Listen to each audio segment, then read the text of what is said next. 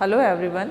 In the continuation of Nazism and the rise of Hitler, chapter number 3 of history, today we will discuss a new point, that is political radicalism and economic crisis in Germany.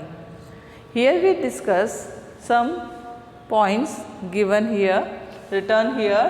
First, country changed with demanded for Soviet style governance. जैसा कि आपको पता है, French में revolt होने के बाद Russia में भी वो शुरू हुआ। इसी के आधार पे जर्मनी ने भी रिवोल्ट किया। पहले सभी जगह पे मोनार्क सिस्टम था। मोनार्की सिस्टम होने की वजह से कोई फ्रीडम नहीं थी। धीरे धीरे रिवोल्ट स्टार्ट हुए और finally parliamentary form of government, democratic government आ गई। अब यहाँ पे हम जर्मनी में के लिए पढ़ रहे हैं, तो वहाँ पे जो लोग थे वो क्या कर रहे थे, सोवियत स्टाइल यानी कि रशिया में सोवियत को क्या बोलते हैं, union.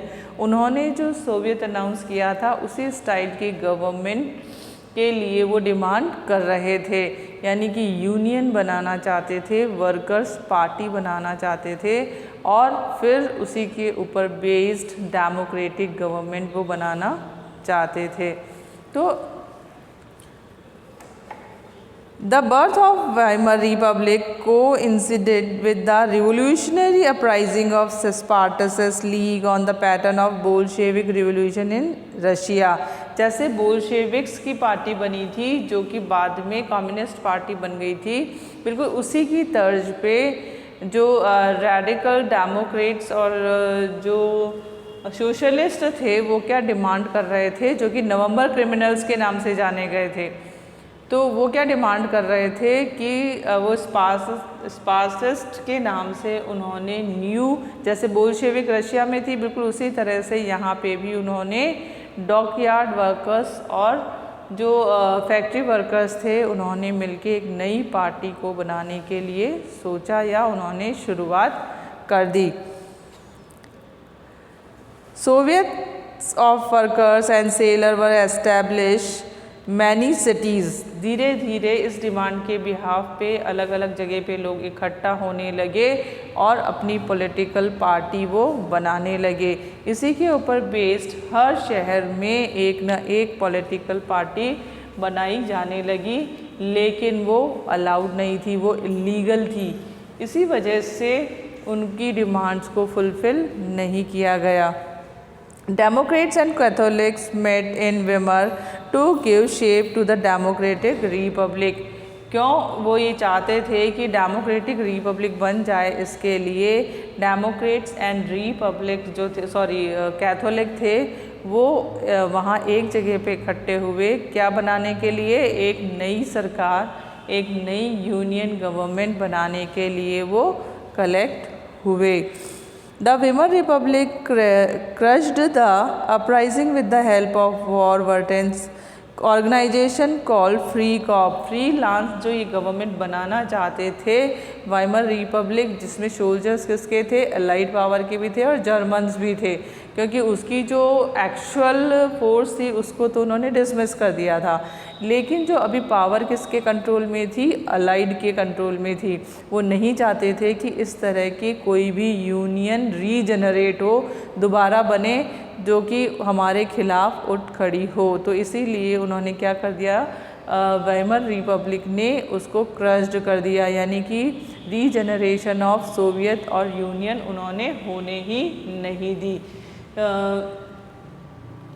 Formation of communist party of German by Spartacist, यानी बोल्शेविक की तर्ज पे जो नई यूनियन बनी थी उन्होंने क्या किया, कम्युनिस्ट पार्टी बनाने के लिए पूरी तरह से विचार कर लिया। Communist and socialist henceforth become irreconcilable enemies and could not make common cause against Hitler। Both revolutionary and militant nationalists craved for radical solution। वो तुरंत होने वाले उपायों की खोज करने लगे जिससे कि वो अपनी सरकार बना सके। German fought war on loans and was made to pay in gold.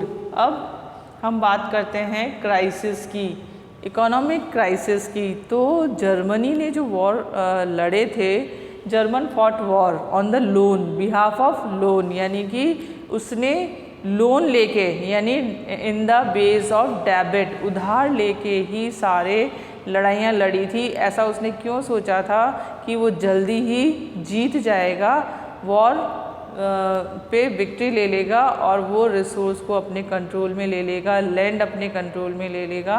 लेकिन ऐसा पॉसिबल नहीं हुआ, बल्कि वो वॉर क्या हो गया, धीरे धीरे स्ट्रेच होता गया, खिंचता गया और लड़ाई बढ़ती ही गई। और भी कंट्रीज़ जिसने पहले पार्टिसिपेट नहीं किया था वो भी उसमें अपनी अपनी फ्रेंडली कंट्रीज़ को ज्वाइन करती रही।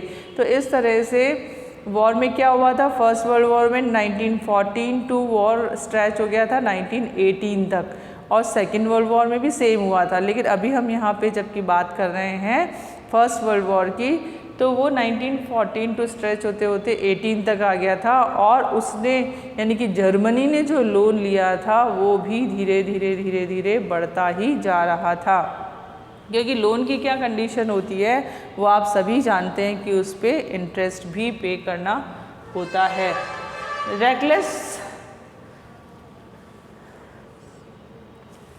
पार वॉज रेपरेशन इन गोल्ड। अब उसे क्या करना था, ये जो उसने लोन लिया था वो लोन अब उसे उसके बदले में सोना देके चुकाना पड़ रहा था, क्योंकि इन द वॉर, जो वॉर में इकोनॉमी एकदम डाउन हो चुकी थी, करेंसी एकदम ख़त्म हो चुकी थी। अब उसे गोल्ड में पे करना था, और गोल्ड के जो रिज़र्व थे वो भी अब स्कैर हो गए थे, स्कैरसिटी ऑफ गोल्ड रिज़र्व, यानी गोल्ड के जो रिज़र्व थे, जो भंडार थे वो भी अब धीरे धीरे ख़त्म होने लगे थे। तो जर्मनी की कंडीशन क्या हो गई, और भी वर्स हो गई, बहुत ही ज़्यादा बुरी हो गई।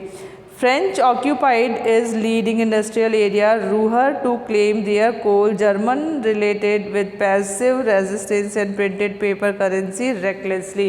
अब इससे ओवरकम करने के लिए और जो कंट्रीज़ थी उसकी रेगुलर डिमांड की वजह से जर्मनी ने रेकलेसली, यानी क्या होता है बुरी तरह से, reckless printing of the paper currency decline the value of German mark.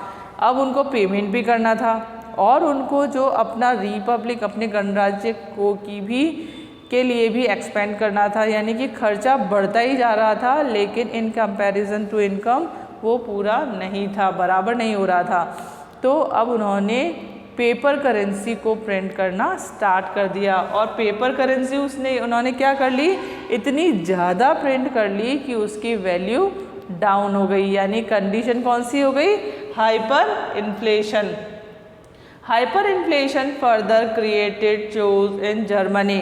Hyper inflation में क्या होता है, एक कंडीशन ऐसी हो जाती है जिसमें कि वैल्यू तो डाउन हो जाता है और मनी मार्केट में ज़्यादा हो जाता है। यानी कि अगर एक कार्ट ऑफ लोड, कंडीशन क्या हो गई थी कि एक कार्ट यानी एक गाड़ी भर के भी अगर वो पेपर करेंसी ले जाते थे तो उसके बदले में सिर्फ एक ब्रेड आता था, यानी ए पीस ऑफ ब्रेड, एक पीस ब्रेड का आता था अगर वो एक गाड़ी भर के और पेपर करेंसी लेके जाते थे। यानी उसकी वैल्यू इतनी ज़्यादा डाउन हो चुकी है, तो इतनी ज़्यादा उसकी वैल्यू डाउन हो गई। और ऐसा हुआ किस कारण से कि जर्मनी को जो पेमेंट करना था वो उनके पास नहीं था, गोल्ड के रिजर्व भी स्कैर हो रहे थे और जो करेंसी थी वो लगभग ख़त्म हो चुकी थी। तो उससे ओवरकम करने के लिए पेपर करेंसी प्रिंट किया, और वो पेपर करेंसी मार्केट में इतनी ज़्यादा हो गई कि उसकी वैल्यू डाउन हो गई।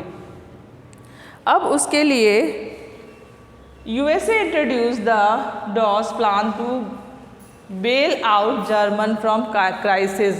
इस क्राइसिस से ऊपर उठने के लिए USA ने उसे हाइडली यानी गुप्त रूप से सपोर्ट करना शुरू किया। तो उसमें USA ने क्या किया, The crisis came to known as hyperinflation, a situation where prices rise phenomenally high. अब as the value of mark collapsed, price of goods scared, the image of German carrying cartloads।